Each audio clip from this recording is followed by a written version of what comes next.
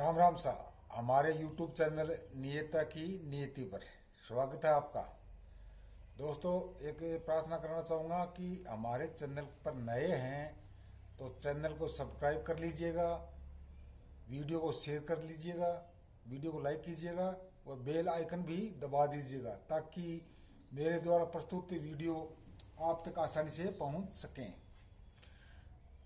दोस्तों, मैं आज जीवन में आने वाली विभिन्न परेशानियों का आसानी से समाधान करने के कुछ साधारण से फार्मूले बताऊंगा। मैं उन फार्मूलों को जीवन में उतार कर अपन जीवन को सुखमय सुखी बना सकते हैं। तो मैं अब आपसे चंद बातें शेयर करूंगा एक कहानी के मार्फत। कहानी का प्रसंग, कहानी का संदर्भ समझिए आप, उसमें जीवन को सुखी बनाने की कितनी बड़ी प्रेरणा है। तो आइए शुरू करते हैं कहानी को। एक बार क्या हुआ कि एक सेठ जी बहुत धनी थे। सेठ जी ने अपने एक परिचित दोस्त को कहा कि मैंने मेरी 5 पुश्तैनों तक, यानी मेरी 5 पीढ़ियों तक मैंने इतना धन संचय कर लिया कि वो कुछ भी नहीं करें तो भी आराम से जीवन जी सकते हैं। अब आगे और पीढ़ियों का मैं धन संचय करना चाहता हूँ, इसका कोई रास्ता बताओ मेरे को।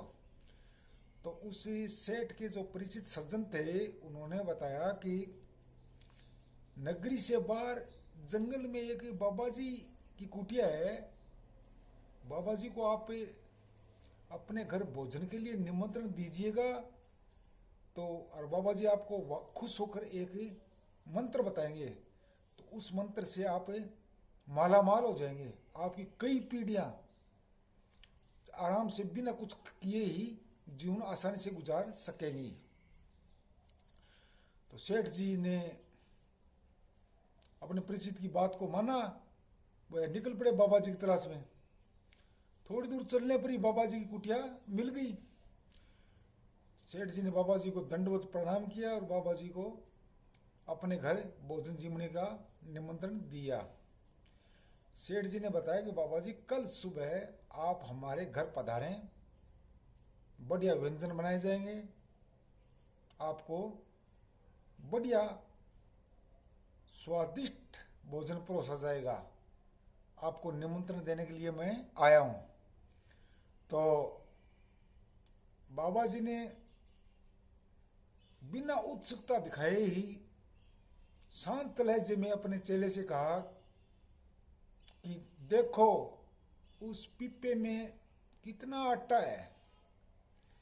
तो चेले ने झोंपड़ी की कुटिया में एक कोंट में रखा हुआ पीपा खोला और देखा तो उसमें देख कर बताया कि बाबा जी, एक टाइम का आटा बचा हुआ है, शाम को अपने को बनाना नहीं है, इसी इन्हीं रोटियों से कुछ बचा ले खा लेंगे और कल सुबह इस आटे से बना लेंगे। बाबा जी ने सेठ को कहा कि सेठ जी, कल शाम को सोचेंगे कि हमारी कोई व्यवस्था हो जाती है ही तो हम आएंगे नहीं, और व्यवस्था नहीं होगी तो देखेंगे। तो सेठ जी ये बात सुनकर बड़ा अचंभित हुआ और हैरान भी हुआ। निरस कदमों से घर आ गया। सेठ जी ने वापस आके अपने परिचित को बताया कि आपके बाबा जी ने तो ये कहा है। तो उस परिचित सज्जन ने सेठ जी को इस बात का सारांश बताया कि देखो सेठ जी, तुम्हारे पास कई पीढ़ियों का धन संचय कर लिया, आपने ये बताया। अभी और ज्यादा पीढ़ियों का धन संचय करने के लिए आप व्यग्र हो, बेचैन हो और वर्तमान जीवन का आनंद भी नहीं ले रहे हो, क्योंकि और अधिक संचय करना है ना आपको, इसलिए आप इस संचय का आनंद नहीं ले पा रहे। तो आप व्यग्रता में हो। बाबा जी के पास एक टाइम का आटा है, कुछ भी नहीं है, फिर भी वो कितना संयम से, कितना शांति से जीवन जी रहा था। क्या कहा बाबा जी ने कि कल शाम को देखेंगे। तो इस बात में आप समझे नहीं क्या? सेठ जी ने कहा कि मैं समझ गया, मेरे को जो मैंने परमपिता परमात्मा ने दे दिया उसका आनंद लेना चाहिए। अब तो और ज़्यादा इकट्ठा करने की फिराक में न रहकर इसी जीवन को, इसी वर्तमान समय को आनंदमय बनाना चाहिए।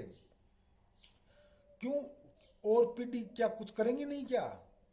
तो सेठ जी को ये बात बाबा जी की बहुत ही महत्वपूर्ण लगी और सेठ जी ने अपने जीवन में बाबा जी की बात को उतारना शुरू कर दिया। तो दोस्तों, इस कहानी का सबसे बड़ा सार तो यही है कि हम लोग वर्तमान में जीवन नहीं जी रहे, जबकि वर्तमान काल तो चल रहा है, लेकिन जीवन अपने भविष्य में जी रहे हैं। तो भविष्य में जीवन जिएंगे तो वर्तमान का आनंद कैसे लेंगे? नहीं लेंगे, क्योंकि भविष्य की चिंताओं में पड़ जाएंगे, भविष्य के ताने बाने बुनने में लग जाएंगे, उलझनों में उलझेंगे। भविष्य तो अज्ञात होता है, तो उसको ज्ञात करने के चक्करों में हम और वर्तमान जीवन में जो हमने सुख सुविधाएं अर्जित की हैं उसका आनंद भी नहीं ले पाएंगे।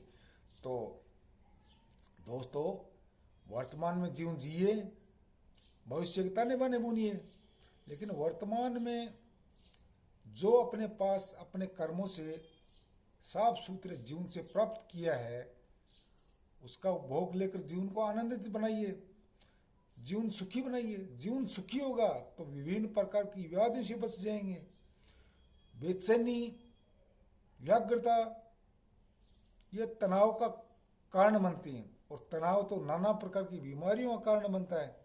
तो दोस्तों, मैं ये नहीं कहना चाहता आपसे कि आप भविष्य की मत सोचिए, भविष्य की सोचिए, लेकिन वर्तमान जीवन में जीवन जिए, ताकि वर्तमान में जो अपने पास है उसका आनंद तो लें। राम राम सा, मिलते हैं अगले वीडियो पर। जय राम जी की।